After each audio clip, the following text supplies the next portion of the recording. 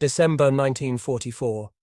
The frozen forests of East Prussia echoed with distant artillery fire as a young woman crouched behind the shattered remains of a stone wall. Her breath came out in small clouds of vapor. The Mosin Nagant rifle felt cold against her cheek, familiar now after months at the front. Through the scope she watched a German helmet shift above a trench line 300 meters away. She exhaled slowly, squeezed the trigger and watched the figure drop. It was kill number 47. Her name was Roza Shanina. She was 20 years old and she had less than 2 months to live. This is her story.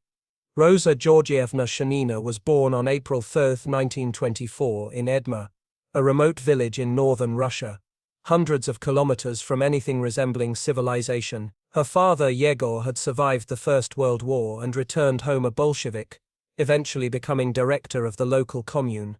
Her mother Anna worked as a milkmaid, her hands raw from the cold and labor. Roza grew up alongside 4 older brothers in a world of endless forests, brutal winters and poverty that shaped her into something harder than the frozen ground beneath her feet. Those who knew her as a child remembered a stubborn girl, one who refused to back down from fights even when the odds were stacked against her. She loved literature, dreamed of attending university, and walked 20 kilometers round trip to school when her family couldn't afford a dormitory. At 14, when her parents forbade her from continuing her education, she didn't argue. She simply ran away. She walked for 50 hours through the taiga forest to reach the railway station, then traveled north to Arkhangelsk, where her brother Fodor lived. The local secondary school admitted her. She worked at a pigsty after classes to pay her expenses. She never went home, but war was coming, and it would find her whether she was ready or not. When Nazi Germany invaded the Soviet Union on June 22, 1941, Roza was 17 years old and studying literature in Arkhangelsk. Within weeks the Wehrmacht had torn through Soviet defenses, capturing millions of soldiers, destroying entire armies. The city of Arkhangelsk became a critical supply port for Allied Arctic convoys, bringing American and British aid to the embattled Soviet Union. German bombers targeted the port relentlessly. During one such raid in 1941, a bomb killed Fodor. He was 23 years old. Months later, another telegram arrived.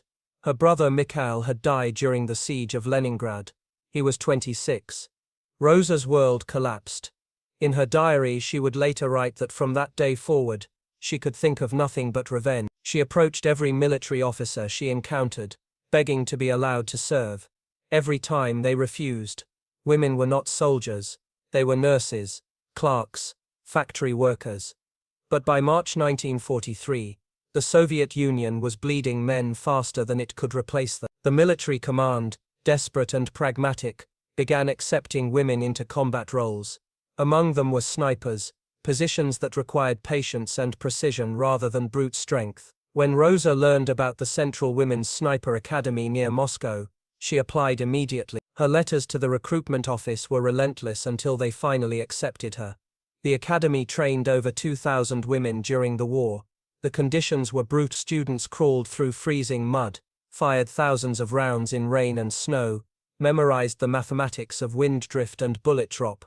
Roza excelled. Her instructors noted her steady hands and ability to remain motionless for hours. She graduated with honors in April 1944, and was immediately assigned to lead a small women's sniper platoon in the 18th Rifle Division. The military command requested she stay behind as an instructor. She refused. She wanted to fight. Her platoon was sent to the Belarusian front just as the Red Army launched Operation Bagration, one of the largest offensives in human history. The German front line shattered. By the time Roza arrived, the forests were filled with retreating Germans, smoke from burning villages, and the constant percussion of artillery. Snipers operated between the lines, sometimes lying in position for days, waiting for a single shot. It was lonely, terrifying work. On her first day at the front, Roza killed a German soldier who raised his head above a parapet. Her hands trembled afterward. She later wrote in her diary that she whispered, "I killed a man." Her comrades corrected her, "You killed a fascist." But the distinction offered little comfort. We know so much about Roza because she kept a diary, a practice strictly forbidden by Soviet military command. The diary survived the war, hidden by a military journalist named Pyotr Molchanov, who published it 2 decades later. Through her own words, we see not the propaganda hero, but a 20-year-old woman struggling with loneliness, fear, and the weight of what she had become. Here's something to think about. When we remember war heroes today, do we remember the propaganda version, or the human being beneath it? Roza's diary forces us to confront that question. Drop your thoughts in the comments. Within 2 weeks of her first combat, Roza had killed 24 German soldiers. In May 1944, she became the first woman to receive the Soviet Order of Glory for her actions near the village of Kozy. She became known for her double taps, firing 2 shots in rapid succession, the first to wound, the second to finish. The technique was devastatingly effective. Soviet newspapers began writing about her. Photographs circulated behind the line. She became, in the Soviet press, the unseen terror of East Prussia. But the reality was far grimmer than the headlines. The Red Army ordered women's units to remain in the rear, away from heavy fighting. Roza repeatedly disobeyed. In one letter to Molchanov, she described going AWOL because she was bored waiting for action. "I recently went AWOL," she wrote. "Carelessly left the rear for a company at the front. They did not look for me. Good people have said that leaving from the rear to go to the front is not a crime. I went to the battalion, which was directed to the front, and on the same day fought in the battle. Beside me people were dying. I fired, and successfully." She was reprimanded. She didn't care. She went AWOL again. By October 1944, Roza had 59 confirmed kills. A Moscow pamphlet noted that the Red Army girl shot 5 Germans in one day. The military command recommended her for the Medal for Courage. She was a minor celebrity, but her unit was being destroyed. Of the 78 women who began the campaign with her, only 6 remained alive by early 90s. Her diary entries became darker as winter arrived. She wrote about the cold that froze her lungs, the tank fumes that burned her eyes, the strange lucid state between life and death that defined existence at the front. She wrote about loneliness. She wrote about a boy she loved, a senior sergeant named Misha Panarin, educated and kind. "He loved me, I know, and I him," she wrote. Killed. She wrote about sexual assault from her own officers. "Started to get harassed by the head of the regiment, chasing me when I had done nothing, grabbing at me like he was in a brothel. I could not stand him, and left after only staying 2 days." In another entry, she described the son of a Soviet colonel drunkenly attempting to assault her. "I saw in a dream my brother Fyodor," she wrote afterward. "My heart is heavy. I'm 20 years old and do not have a close friend. Why? I blame this scum that comes with army life, wrecking everything, not caring about a girl."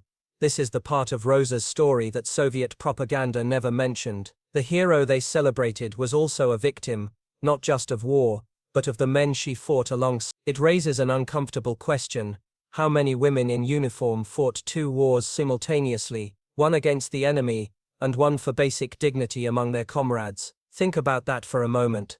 Despite everything, Roza kept fighting. On January 14, 1945, she finally received frontline duty. The Red Army was pushing into East Prussia, and German resistance was desperate. Her last diary entry was written on January 24, just 3 days before her death. It detailed another assault by the divisional commander's son. She closed with the words, "I can't seem to find contentment in my heart. I don't need anyone."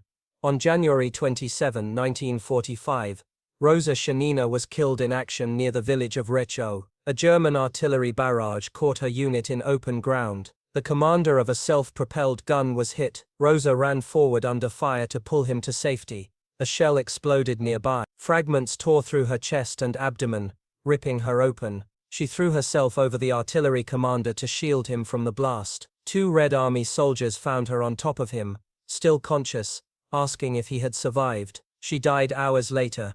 She was 20 years old. She had been at the front for less than 10 months. The Soviets buried her in East Prussia with full military honors beneath a pear tree on the bank of the Lena River. 3 of her brothers had also died in the war. Her mother, Anna, received the news in their remote village. She wept, but told neighbors she was proud. Roza Shanina became the first female military sniper to receive the Order of Glory. Her confirmed kill count stood at 59, making her one of the deadliest Soviet snipers of World War. Soviet newspapers published her photograph again, this time beneath black banners. The girl who had run away from home to study literature had become a national icon. But when Molchanov published her diary in 1965, the world saw a different Roza, not the fearless sniper of propaganda, but a lonely young woman who wrote about her dreams of attending university, of finding love, of a future that would never come. "I haven't figured out my future," she wrote in one entry, "but many options. In the institute, maybe in social service, give myself fully to the education of orphans, specialize in teaching preschool, most likely kill myself when I learn the fate of the country and some family and friends." She wrote about the German soldiers she killed. "He is only a boy," she wrote of one captured prisoner, his face pale, frightened. "I thought of my brothers," she wrote. "I am not a machine, my soul aches after every Today, Roza's grave remains in Kaliningrad Oblast, not far from where she fell. Each year, flowers appear there, often left by soldiers born decades after her death. Her story has been told in books, films, and documentaries, but the most powerful testament to her life remains her diary, those forbidden pages that transformed her from symbol to human being.